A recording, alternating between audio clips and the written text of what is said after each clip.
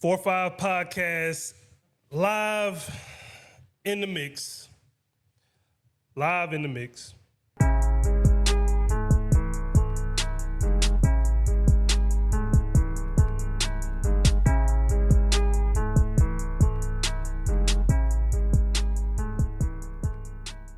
You know what I want to do? Start off though by telling you something. Man, Clips. So whoever is the director of Clips, so be it. They need to give him an award, man. Something about the visual.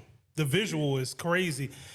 I don't know where they finding these guys at. Like some of these. I mean, I know, man. Technology has come such a long way, and there's so much out like that you can do as far as editing wise. But man, like they're. I mean, obviously, I already like their project, but you know, I'm kind of a little late to the party because some of them visuals kind of came scattered sporadically, like as they released a joint. But yeah, man, I just looked at that So Be It video today. I was like, whoever did this video, man, I don't know if they even give awards out at the Grammys and stuff for videos, like to the actual. I think they still do it like the VMAs. I don't know about necessarily. Well, the Grammys as well, but it's just not something that is on that's televised. But they I think they still do for both.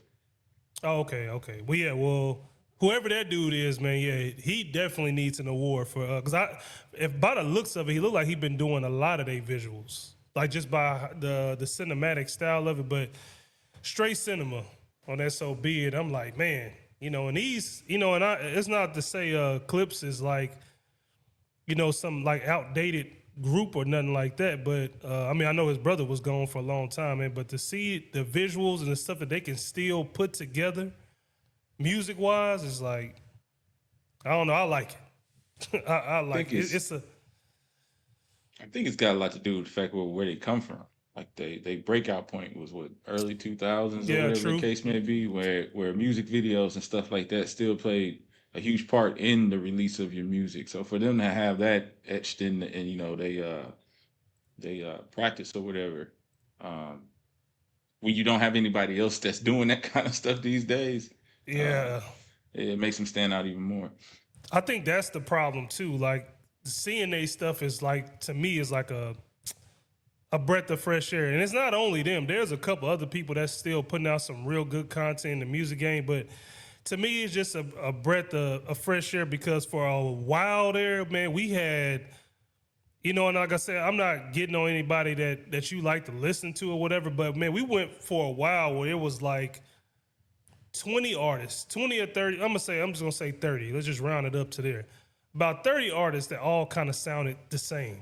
Like all the music was the same. All the beats was the same. The style, the tempo, everything was the same. And it seemed like a lot of artists, whether you indie or whatever, they all was soul searching to try to make music like that because they figured that would get them to the top a little bit faster. So some people left they niche as well, I guess what you would call it.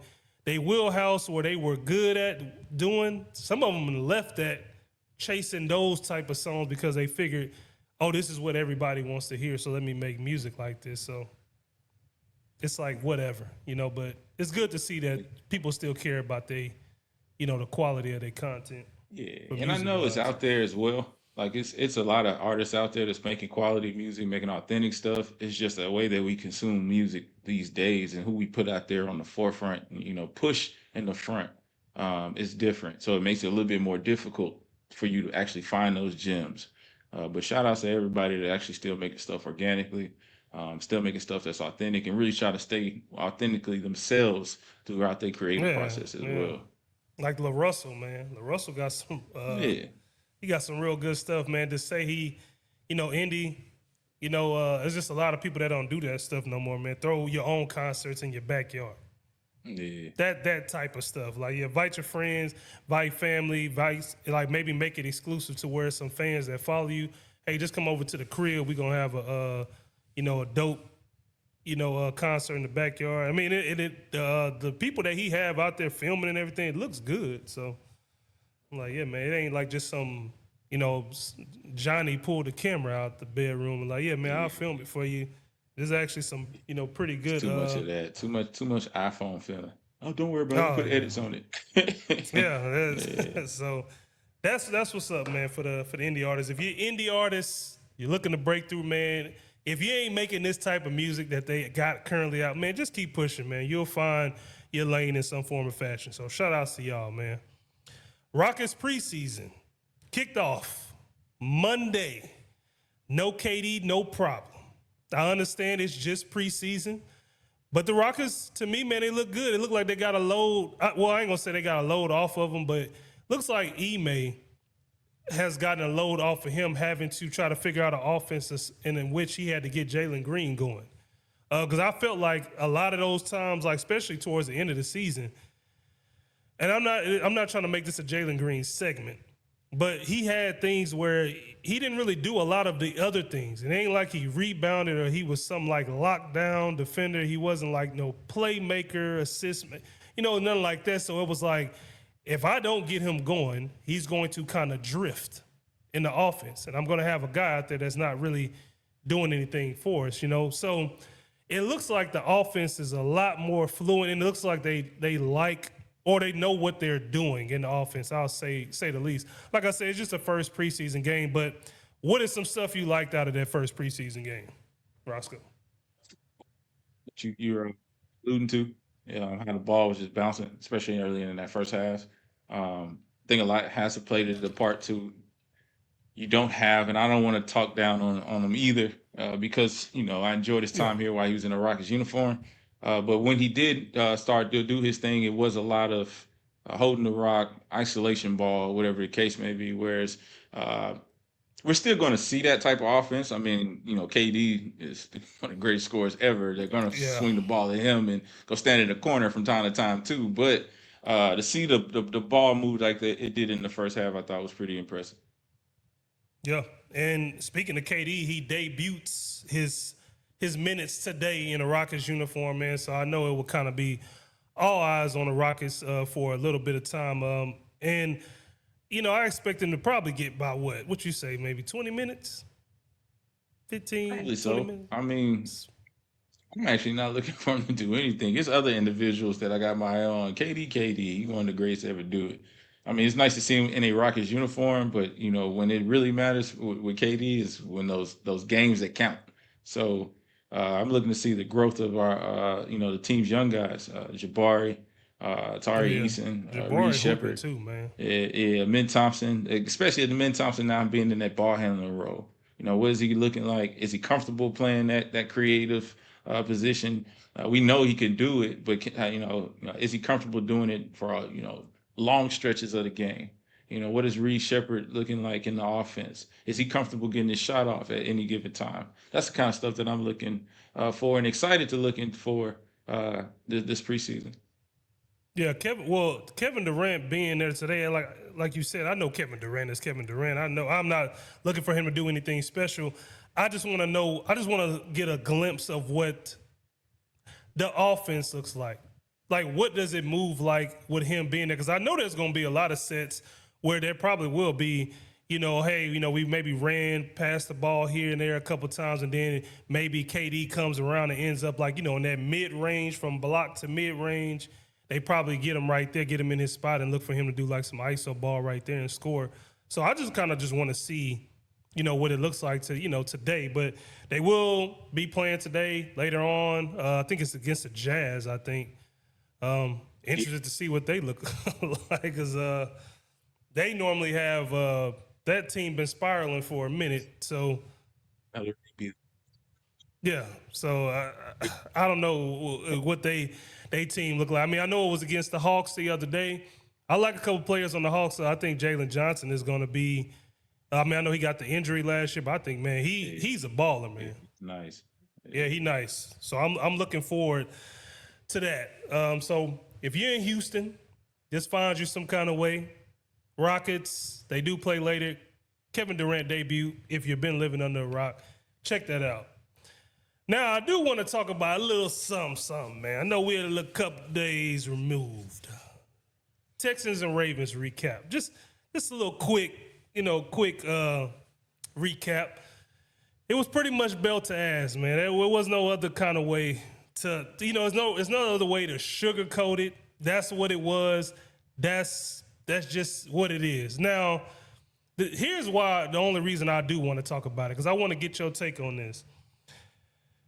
The injuries, because that's all I got on the recaps for TikTok. Oh, y'all ain't really nothing because y'all beat a depleted team. Or you're not doing this because they was injured and there was no this and that. Okay.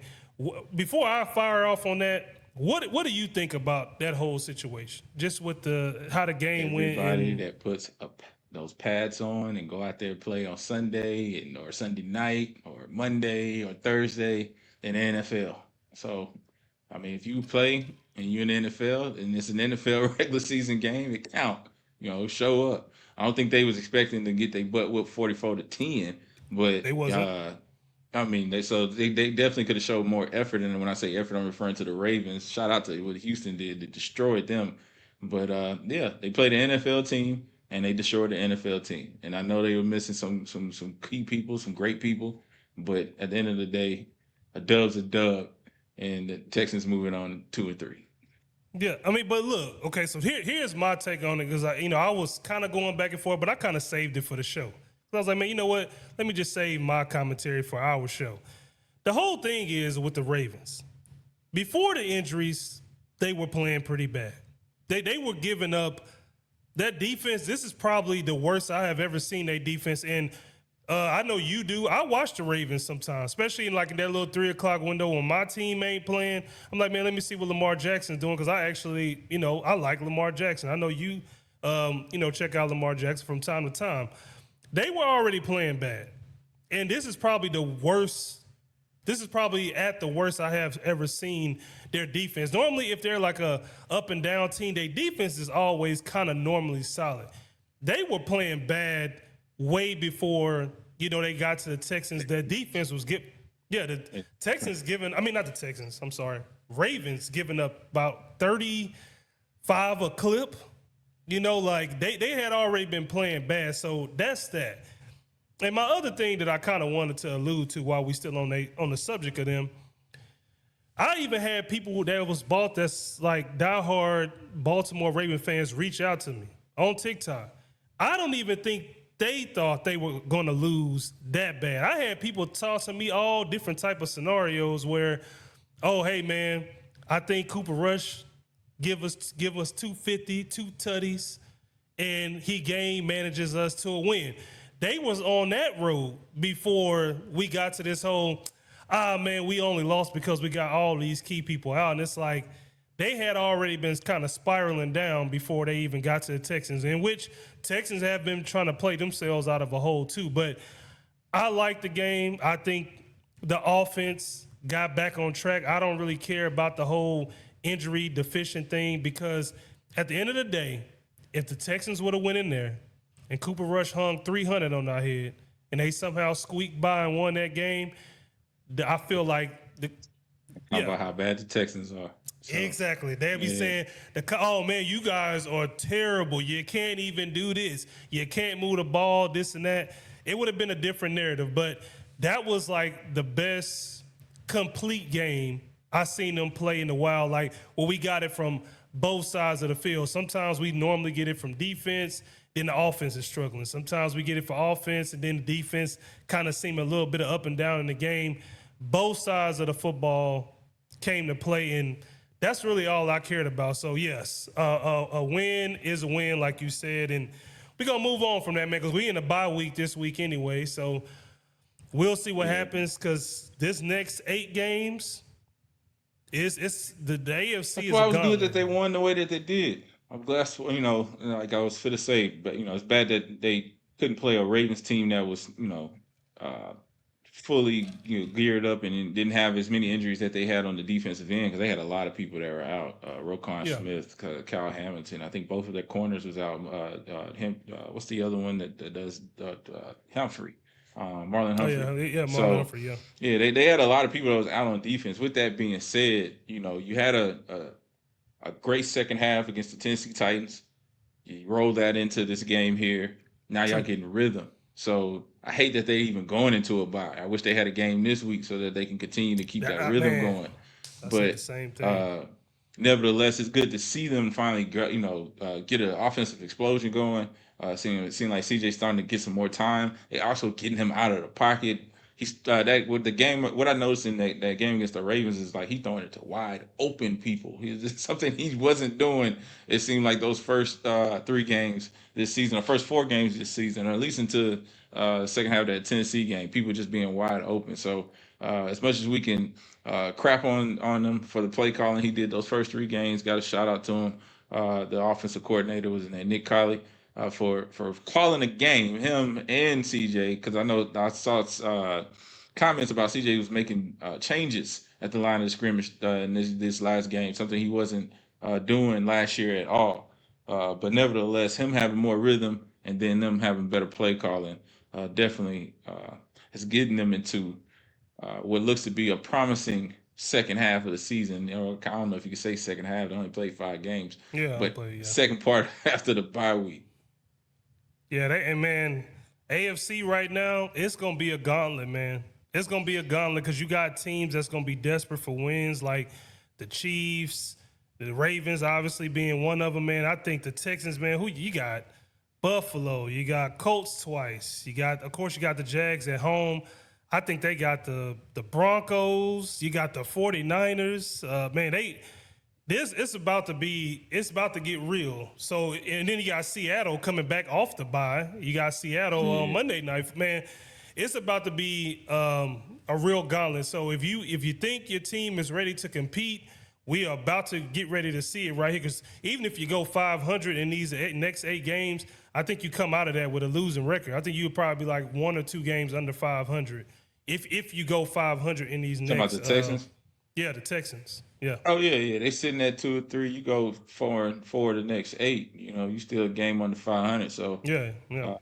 Hopefully they can squeak out a W in one of these games that people are expecting them to lose. I'm sure in this next 8, people thinking they won't win that game against the Colts in Indianapolis, or even a game against the Bills for that matter, or the Jags. So I feel like the defense can beat anybody. The defense can beat anybody. I don't care who you are. I haven't seen an offense right in the league this year that I think the defense can't contain or make it hard to even get going. If the offense can continue this rhythm like they did against the Titans and continue to be able to score and push the ball and move the ball down the field, what they did, punt the ball 1 time against the Ravens. Yeah. If they can continue to have that going, they can beat anybody. And these games where folks are talking about let's go 50-50, they might win, they may not. We get 4 games into the season, they win 3 out of their next 4. It's going to be a different story. It's going to be a different tune when you start talking about the Texans for sure. Well, since you brought up the Jags, they got the upset Monday night against the Chiefs. Are the Chiefs spiraling a little bit? Jags now. To the Chiefs' credit, they actually went and they made it a game because after they got the late score, it was really in their hands to win the game. That probably had to be, and this is really no shot at the Jags, but that had to be the most Jaguar way to score a touchdown, where you hiked the ball, you fell down, got up, stumbled, fell down again, got up. There's still nobody around you. There's some people trying to clip at you, and then Trevor Lawrence goes in and dives for the win. That had to be probably the most. I was like, man, that's just a Jags way of winning the football game, man. But nonetheless, they still isn't normal, bro, is how the Chiefs lost that game. Like, for as funny and how it is, like you just said, that's a Jags way to win a game. That's not normal lately to see Chiefs lose a game like that. So to answer your question, like, are they spiraling? I won't say they spiraling totally out of control, but they starting to unravel for sure. Okay, yeah, because just looking at that game, I was like, the Chiefs. This whole time to me, well, I ain't gonna say the whole time. I'm gonna be fair about it. The last year or two, I felt like a lot of stuff they had been skating by, like, just a little bit. Like, they've been like on the ropes, somehow find a way to get up underneath a haymaker and return the haymaker, and that's how they win the game. Like, they've been kind of teetering a little bit on the ropes, and I felt like, man, at some point that has got to catch up with them because now a lot of people will bring up the fact of refs, oh man, the refs and the referees helped them out and this and that and the third, and rightfully so because we had got a little bit of dose of that last year in that the AFC game with them, in the playoffs.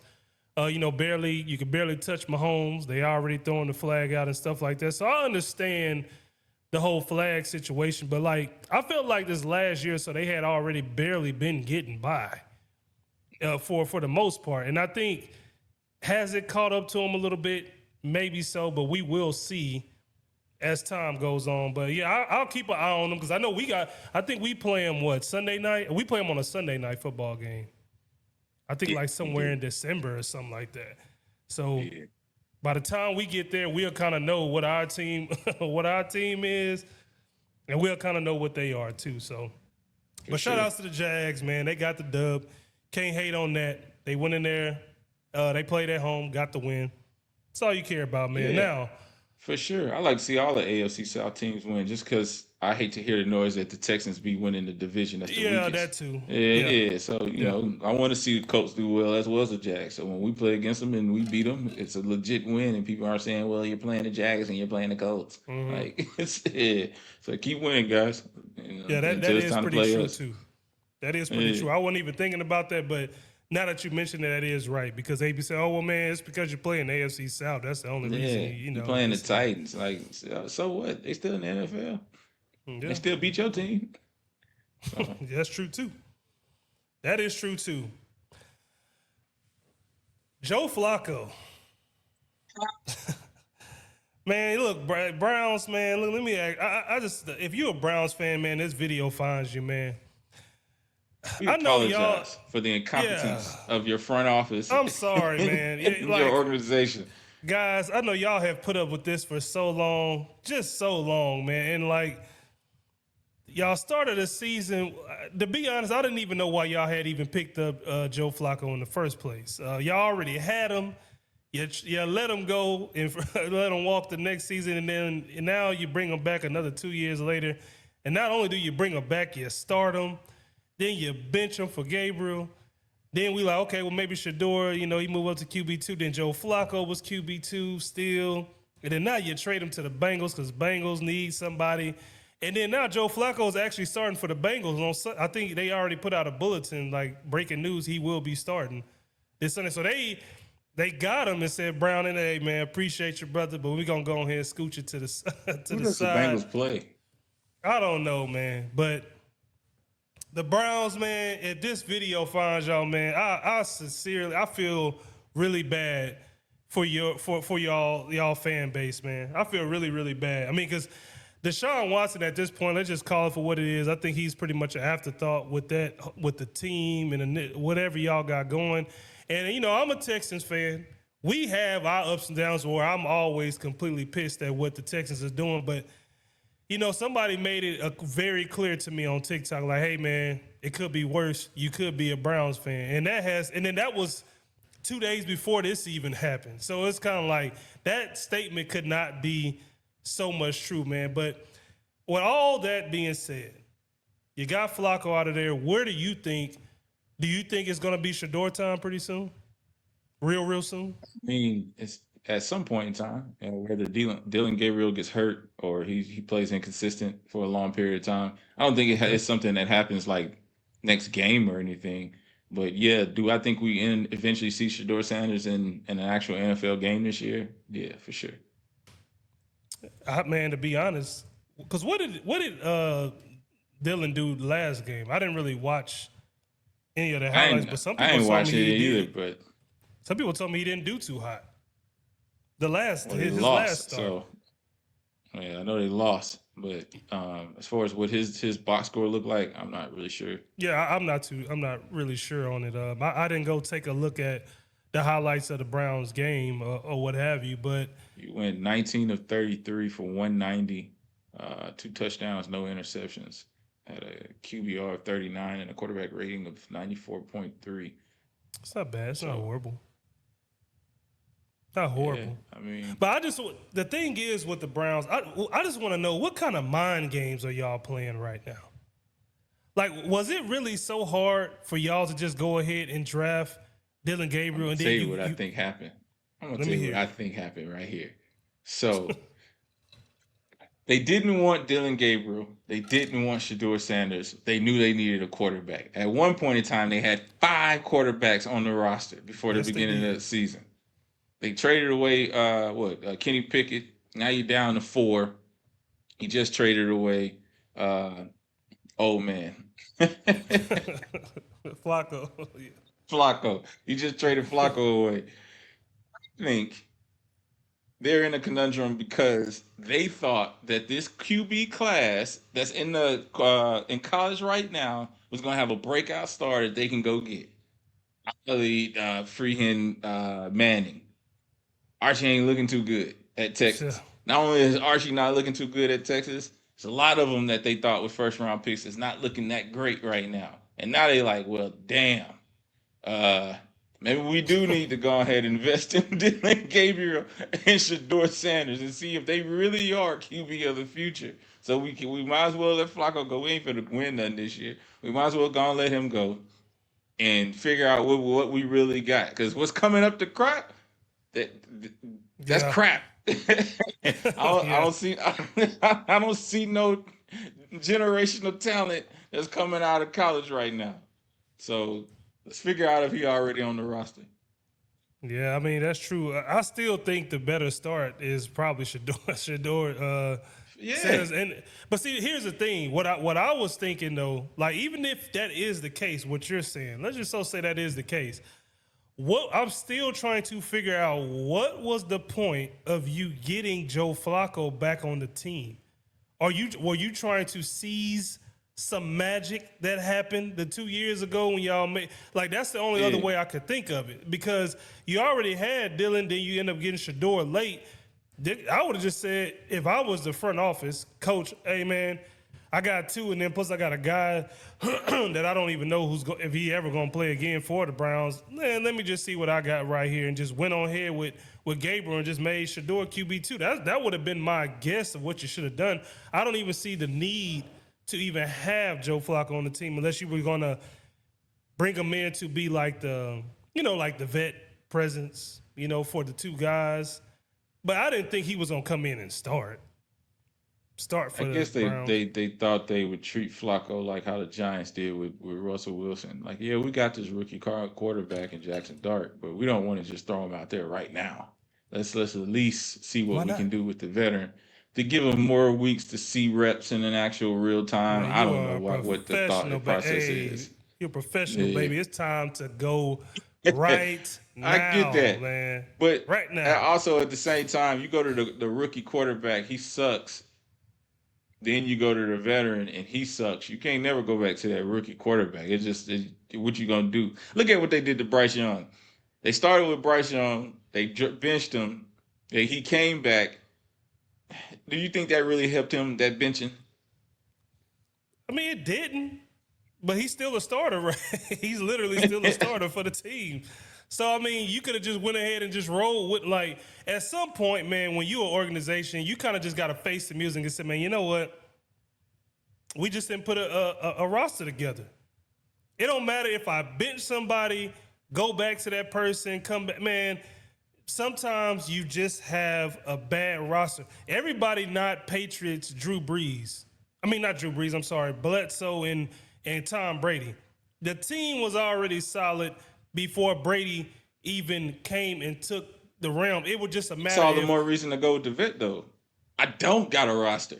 I don't have anything to help this rookie quarterback when he get out there.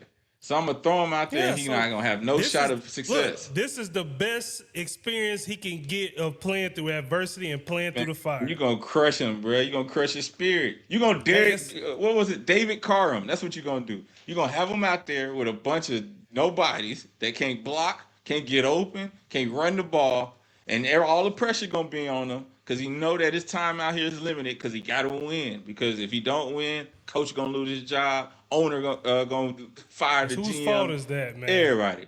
That's the. But look, all I gotta say is if I'm QB, if I'm rookie QB, you put me in there. And I go in there, my face in the mud. Maybe it's a rainy day. I'm getting sacked all over the. When I'm getting up off the ground and I'm dusting off my jersey, at least I get paid Tuesday. That's basically where I would be at. At least I get paid Wednesday. At least I'm not out here just getting my head knocked off. At least my check of If your organization throw your 55,000. ass out there too soon, them checks ain't gonna be coming forever. I can guarantee But you that. at the You time I better got off being at an sacked. organization that was smart enough to put some veteran out there to let him get sacked 50 times and fuck up and throw the ball 400 interceptions while you sit here and learn what not to do. So when it's your turn to go out there, you can at least know what to do and not to do. Minimize All your I'm saying mistakes to is, keep them checks coming. okay, all I'm saying is though, if your organization is purely poorly ran, it don't matter when you get in there. Because Dylan Gabriel, you looking at a situation right now, at this point in time, right now, they done wasted 5 games. Well, 4. They done already Suck wasted. forever. Suck They forever. done already They've sucked my whole wasted. lifetime. Yeah, yeah, they have. They gonna suck forever. But what I'm saying is, you've already wasted 4 games with Flacco, and then look, I am still positioned in here to go in with how this team is looking right now. It didn't help them out. It ain't like they just magically got all these miraculous players and like, oh hey Gabriel, look, we need to stack the cards to stack the deck for you. He going in there still with the same team that Flacco just left out of there with. That's all. That's the only point I'm trying to make, man. The next 4 weeks, you learn something before you go out there and On the they be job talking about training, you man. couldn't That's why you produce. got on the job training. On the job training, man. This the NFL. It's what can you do for me now? It ain't no on the job training. They want you already ready to go. Well, you So should me, like I said, be if I drafted you. man, Should be how ready when to you play. playing in college and y'all play the same wishbone offense that you was playing when you was in high school or whatever the case may be. Now I ain't saying Shador. Now that's they actually tried to do somewhat of a pro style offense, but I'm talking about like other QBs that was in Yeah, college. no, I If you get it. you ain't playing in no pro style in college, what makes you think you're gonna be able to transition that to the pros and have some success? You better watch somebody do something first. No, I get it. I'm really just giving them a hard time because that team is Yeah, still yeah, not. but like I said, it all sums up to the Browns suck, man. They've been sorry for a long time. They And this is have. coming from a Houston Texan fan. Yeah, Yeah. and I'm about to say I know we only been in the reigns since 2002, 2001, 2002. We've been here for almost 26 years now, but this whole 26 years, yeah, man, they've been pretty bad. They had a couple of seasons where I was like, oh, damn, They they go had to some Browns. seasons. They Yeah. go to Browns. It was their defense. They had a lighted up defense. Then I was like, well, nah, they back to the same old, man. And yeah, I apologize to the Browns fans, man, because I don't know what the hell that the organization with the QB situation. I don't know what they got going, man. And speaking of, I don't know what they got going. U of H, what the hell did y'all have going this past weekend, man? Because I was geared up. I mean, we had talked about it last show, man. I was geared up to watch U of H and Tech 2-4-0 teams. I was like, this is going to be a good one. No, sorry, Bob, it was not. Boy, they went in there and got smacked. Now, I couldn't even defend some of the. I made 2 bets with a couple of people. Just 2 bets. It wasn't nothing too many. I ain't lose a substantial amount of money or nothing like that. But I thought y'all would have done a whole lot better than the display I seen on that Saturday evening. Nice primetime game too at 6. And then Texas turn around, kind of do the same thing, man. And you want to know what's crazy?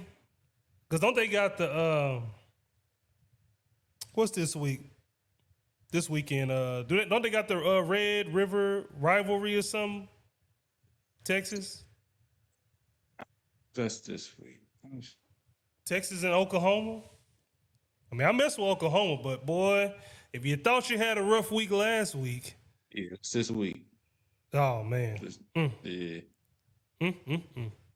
If you thought you had a bad week, Texas fans, I had a couple people text me like, "Man, hey, I'm about done with this Arch Manning experiment, man." I said, "Well, hey, I can't even guess give him time. I guess. I mean, I don't Who's the know. backup? Like, I want, does Texas even have like a backup behind them that's like a 5-star or a 4-star? Or, I have to double check that. I don't know. yeah, somebody said like the sign should have been there about Archie Manning when he couldn't beat out the quarterback last year. What was his name? Quinn. Oh, Ewers. Yeah, when he couldn't beat him out last year, the writing was already on the wall that he But wasn't what people thought he was. that too. But okay. Now I'm not saying Arch Manning is bad because I think he does have some good intangibles. Yeah, He has the know how for the game. Got a good arm. He got some talent. Got the legs to running and stuff like that. But man, sometimes when development comes into play, I always go back and look at like when you go back and look at earlier film, like especially like let's just go back to the high school junior and senior year, man. Like, bro, the teams he was playing before he came in the car, I was like, bro, this is like he's like, and I don't want to, I don't even know the school names or whatever, so it's not like I'm talking bad about them. I'm talking about he was literally playing nobody out there. If you go look at the highlights, he didn't drop back 7 seconds in the pocket. Ain't nobody rushed him yet. He done, broke out the pocket. Still nobody in his face. Two dudes then came. He done one move. Both dudes then went across the field. And it's like, who are you playing? Because them is not athletes at whatever so schools you was at. same way I feel about Shador Sanders. The media will pump you up and hype you up and having the world thinking that you're this big person. And then when it's time for to perform and you have yet to do anything and you don't perform, Okay, it's oh, you never were who we were. But I didn't hype myself up. Y'all hyped me up. that's true. Because my last name Manning. Just Yeah, like that's Shador. Like y'all came, they did a QB change. And instead of putting the microphone in the mouth of Joe Flacco, how do you feel, Joe Flacco, about being benched? Or giving it to Dylan Gabriel, how do you feel about actually getting the starting position? You went to Shador Sanders and said, hey, you third string quarterback. How do you feel about the quarterback change?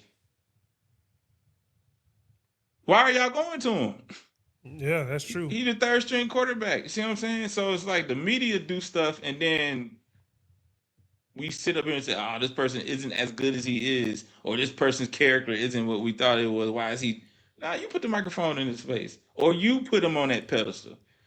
Archie Manning played what four games before the Yeah, season, or he yeah. played, like started two, and he was subpar in like two of those games, and looked good in like one, and then they made him a Heisman candidate. And he was really blown up. Remember that the last year when Ewers went out for a little bit, so they had to play Manning. Yeah, He came in and had that little stint. Man, his stock went from it was already high. It was already like, let me buy some Arch Manning stock. But from right there, it shot up tremendously. Like, oh man, they should just go ahead and just start, Arch for the rest of the season and this and that. Like, so they was already kind of giving him his giving him that's what I'm his praise saying. and I think it's kudos. like So it was too soon. Can he be that one day? Probably. If yeah, what is sure. he, a sophomore this year or a junior? So he got one more year. He don't necessarily have to come out this year. He could be that next year, but he'll finally have the repetition, the reps to get all the nervousness out, to get the bad habits out. There's too many times he be throwing the ball and his feet aren't even set, or he be throwing it in that little walking motion that he be throwing. Like get all those mechanic problems out of your game. Yeah, And true. then be able to slow it down. He might be just as nice as what people are anticipating based off of with the potential that's there next year. But I can't fault him for being pumped up because he didn't do it. They did it. Now, if he had some campaign going where he was talking about he's going to be the Heisman Trophy winner this year and all that kind of stuff, and he was self promoting himself, then I can see where we can start clowning the crap out of him. What's But that this clown to in the me cup? is one of those things where it's like, yeah, the media pushed you there. That's And on true. the I flip mean, side, the media put Shador like he didn't do anything. I don't know. This just I feel like this is a discussion for another podcast. Yeah, it really is. I mean, because Shador, I mean, it's not like he hadn't done anything. I mean, he did do Exactly. Like some pretty. He did do some pretty and good things in college. I mean, so I don't know why you could overlook him, but one has to prove himself, the other one does not. And then we get on the other one who didn't prove himself, but y'all put him there in the first place. He didn't give him a chance to prove himself either. So y'all kind of just dogging out both of them, if you ask me. I guess at the end of the day, what this is, it sucks to be yeah, the son so, or yeah, the the son of nephew somebody. Yeah, of somebody that was great. Because you're not gonna yeah. get a fair shot. It don't matter if you it don't matter. You're just not It's gonna kind of get the a fair shot. situation that Bronny going through right now. That's the There you go, same. another example. Speaking of them though, man, Ohio State. Hey man, did you see Bryce little pre stamp games that he was in? I saw him shoot 1-3 and it went in, and I saw him get a block, and that's the only highlights I seen. Oh, So okay. Yeah, well, yeah. If you go look at him on YouTube, yeah, he looked okay. He's gonna be something to Ohio State at least for the most part. But then he got the whole he's frame. a Bryce at Arizona. Yeah, Arizona. I thought he was at Ohio State. Nah, he at Arizona, bro.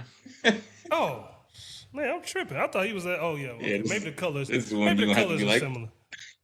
Yeah, yeah. I thought for some reason I thought he was at nah, he Ohio at State. Arizona, bro. Ohio, but you know Yeah. what I'm thinking about Ohio State because they got a good one too this Saturday. Ohio State and What? Illinois. They play Illinois. There's some Oh, good ones. They football. got Ohio State, Illinois is playing. I think Indiana, Oregon. That should be a good one. I'll probably check into that one. No, Alabama play Mizzou. Play Mizzou as well, so that should be a good one. And I think Tech play Kansas. Kansas doing pretty good for them not to be really in nobody's rankings or anything like that. Doing pretty decent. Seen Kansas play, but as I look at some of these rankings, I'm wondering, is it just because the season's too early, or um, Well, Texas yeah, ain't it's even the ranked season no too more. early. Texas ain't even in the rankings no more. Really, but like, who has Missouri beat to be ranked in the top 14? That's what I'm. Yeah, I mean, yeah, it is what it is. Who has Indiana beat to be ranked 7? They took Texas. They took Texas. I think Mizzou took Texas spot. Mm. They I said, can't "Man, let me take get rankings somebody. seriously this Let me early. get somebody up here that can play." Yeah, like I be wanting to know who you beat for real, because that's how you end up with those games that we had last year in the college playoffs, where Yeah, you pumping up all these. the big one being SMU. Yeah, That's how you you end up pumping with all these SMU, man. basketball schools up, pumping these basketball schools up like they great football programs, and then when it come down to play a real game, they SMU got smacked, bro. I gave them a little bit of chance, but I was like, oh yeah. But when that game kicked off, I said, oh yeah, nah, that don't need to happen again. like that. Was it Arizona State? Somebody got beat up. Boise State, one of them, got demolished just like that, and at their own crib against a Power Five team. So Yeah, Alabama trying to get yeah, back they get back there their record, people recognizing them again because they was kind of slipping, falling for a little while too. yeah. I mean, but I guess we'll see what Mizzou look like against for them to be the rank That's that what I'm high because saying. You they beat gonna play Alabama Alabama. at the crib. I respect you. Yeah, You we about legit. to see. We shall Yeah, see. you've been beating up on Southeast Missouri State and stuff like that. I don't think you should be in. Well, man, 4 or 5 podcasts. It's been a good one today, man. I enjoyed it.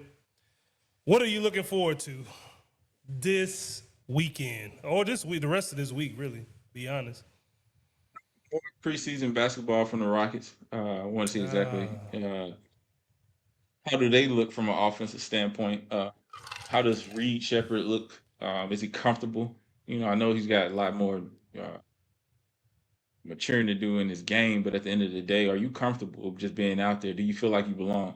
Uh, Jabari Smith, are you taking another jump?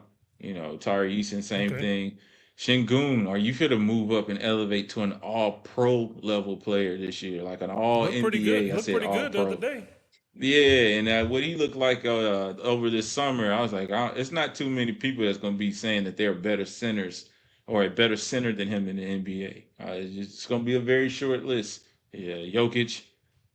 Hmm. Everybody else, I'm scratching my head on you. So, uh, it's definitely excited to see more basketball. Texans got a bye week, so I guess I'll be looking to see what else marquee matchups that the other teams are doing that are coming up. Whoever the Seahawks are playing and stuff, just start doing some I know, watching, right? like some recon, like I'm Yeah. offensive coordinator myself or whatever. But I think that's what I'm looking forward to. Yeah, I'm a double stamp that, man, because Rockets basketball has returned to Houston.